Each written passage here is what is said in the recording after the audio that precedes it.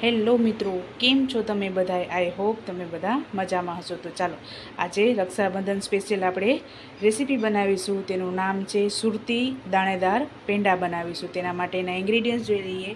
તો main ingredients મેં દૂધનો પાવડર 2 કપ લીધેલો છે, દૂધની મલાઈ લીધેલી છે, તાજી જ મલાઈ મેં લીધેલી છે, અને 1 કપ દૂધ લીધેલું છે, ને 50 ગ્રામ બુરું ખાંડ લીધેલી છે, અને ગાર્નિશિંગ માટે બદામ લીધેલી છે. 4 થી 5 બદામ લીધેલી છે, જેને મેં કટિંગ કરી લીધું છે. આ ઓપ્શનલ છે, તમારે લેવી હોય તો તમે લઈ શકો છો. અને ઘી લીધેલું છે. ચાલો આપણે રેસીપી સ્ટાર્ટ કરીએ. તો ચાલો સૌપ્રથમ આપણે ગેસને સ્ટાર્ટ કરીએ. ગેસ આપણે મીડિયમ રાખીશું. ત્યારબાદ એમાં આપણે 1 કપ દૂધ એડ કરીશું.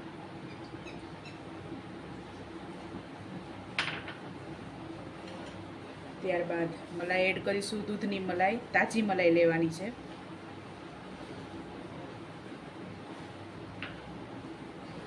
ત્યારબાદ આપણે આ દૂધનો પાવડર એડ કરીશું.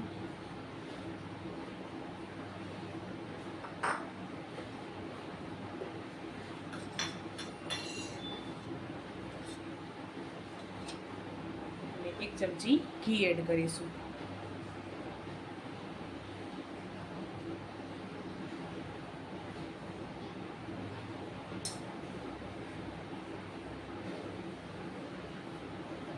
આ બધું મિક્સ કરી લેવાનું છે.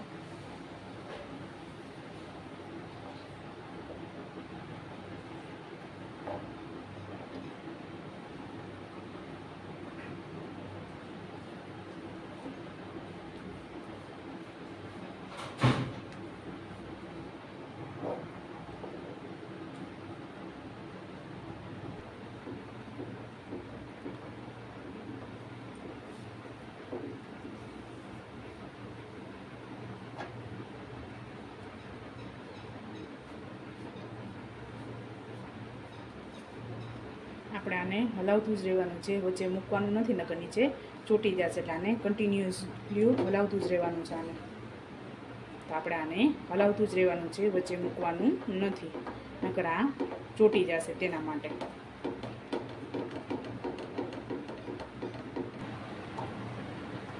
તો 5 મિનિટ બાદ આ ઘટ થવા માંડ્યું છે. હજી આપણે આને ઘટ કરવાનું છે.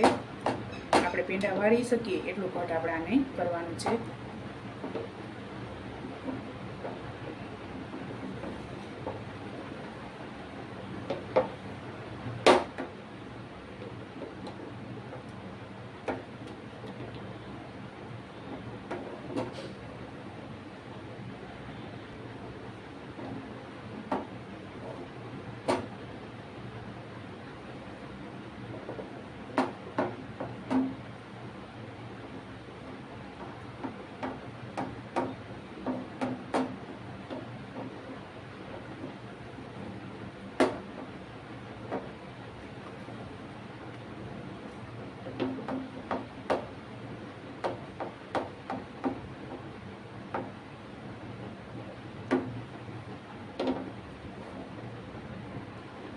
ચાલો આપણે આ રેડી થઈ ગયું છે, એકદમ ઘાટું જ થઈ ગયું છે. તો ચાલો હવે આપણે ગેસને બંધ કરી દઈએ, અને આપણે હાથમાં લઈ અને આ રીતે ગોળી વળે એટલું આપણે એને કરવાનું છે.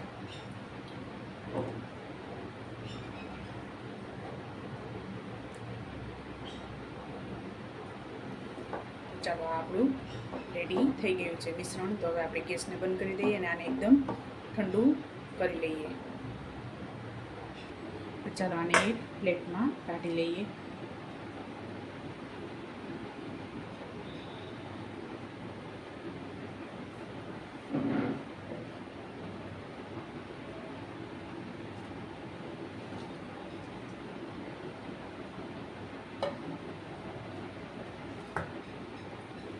હવે આપણે આને એકદમ ઠંડુ થાય ત્યારબાદ આપણે બુરું ખાંડ એડ કરીશું. ગરમમાં એડ નથી કરવાનું આપણે. તો ચાલો આપણે આને ઠંડુ કરી લઈએ.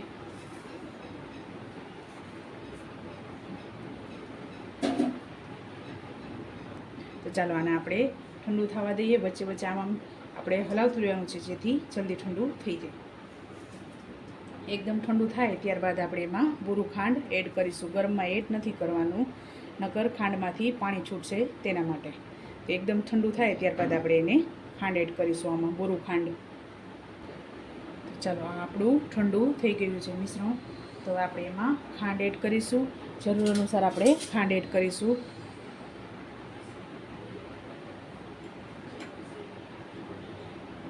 અત્યારે આપણે એક મોટી ચમચી ભરી અને બુરું ખાંડ એડ કરીશું.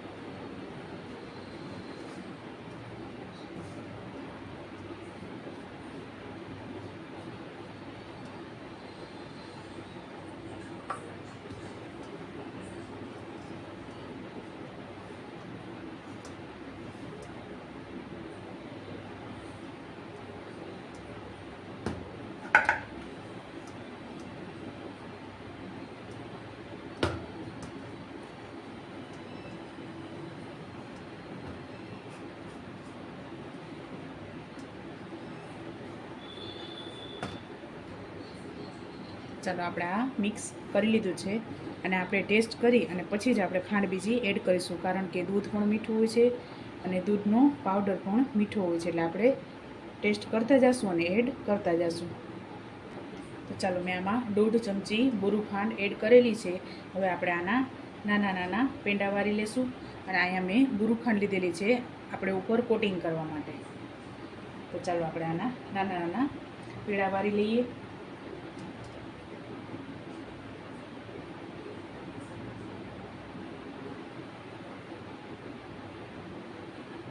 આપણે આવડા પેડા વાળીશું અને પછી બુરું ખાંડમાં આપણે એડ કરી દઈશું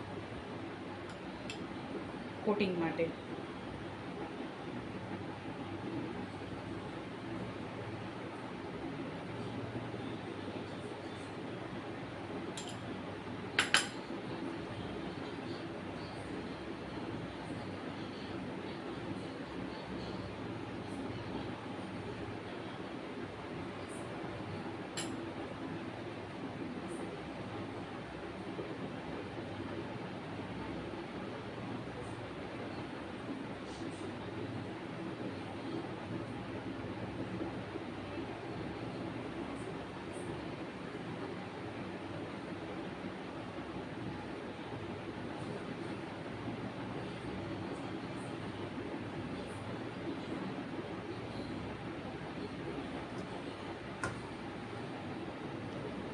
અને હલાવતું જ રહેવાનું છે, વચ્ચે મૂકવાનું નથી, નકર આ ચોટી જશે તેના માટે.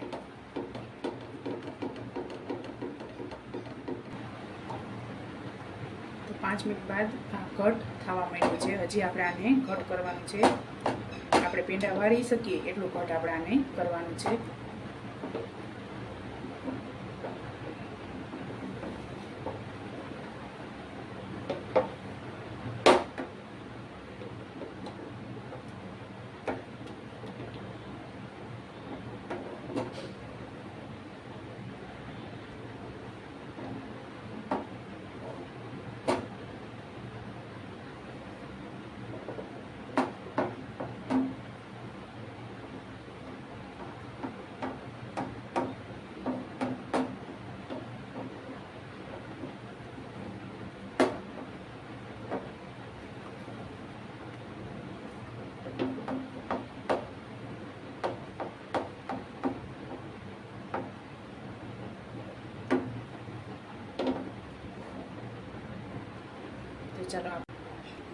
ચાલો આને એક પ્લેટમાં કાઢી લઈએ.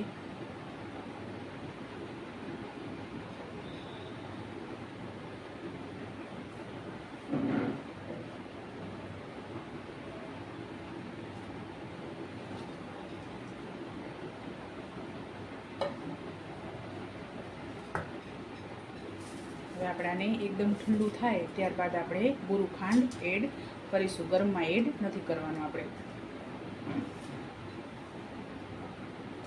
તો ચાલો આપણે આને ઠંડુ કરી લઈએ.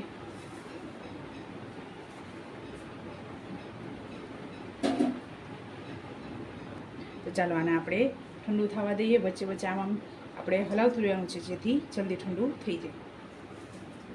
એકદમ ઠંડુ થાય ત્યારબાદ આપણે એમાં બુરું ખાંડ એડ કરીશું. ગરમમાં એડ નથી કરવાનું, નકર ખાંડમાંથી પાણી છૂટશે તેના માટે. તો એકદમ ઠંડુ થાય ત્યારબાદ આપણે એને ખાંડ એડ કરીશું, આમાં બુરું ખાંડ. તો ચાલો આ આપણું ઠંડુ થઈ ગયું છે મિશ્રણ. તો આપણે એમાં ખાંડ એડ કરીશું. જરૂર અનુસાર આપણે ખાંડ એડ કરીશું.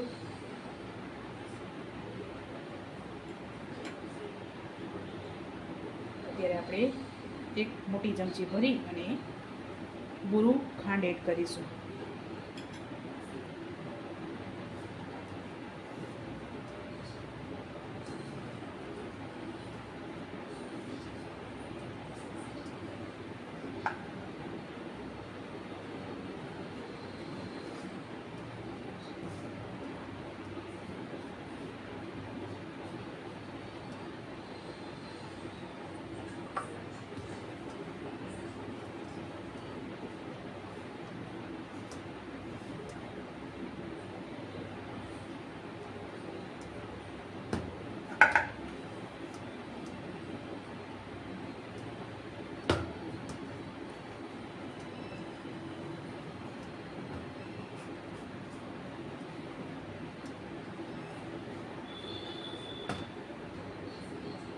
ચાલો આપણે આ મિક્સ કરી લીધું છે અને આપણે ટેસ્ટ કરી અને પછી જ આપણે ખાંડ બીજી એડ કરીશું, કારણ કે દૂધ પણ મીઠું હોય છે અને દૂધનો પાવડર પણ મીઠો હોય છે. એટલે આપણે ટેસ્ટ કરતા જઈશું અને એડ કરતા જઈશું.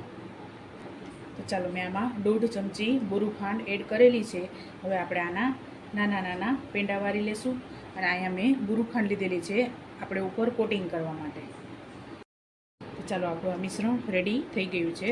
હવે આપણે આમાંથી નાના પેડા વારી લઈએ.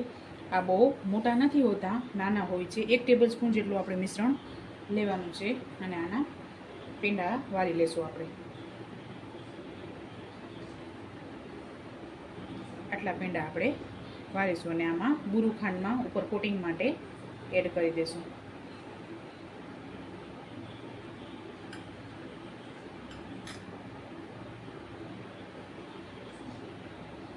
એક ટેબલ સ્પૂન જેટલું આપણે મિશ્રણ લેવાનું છે.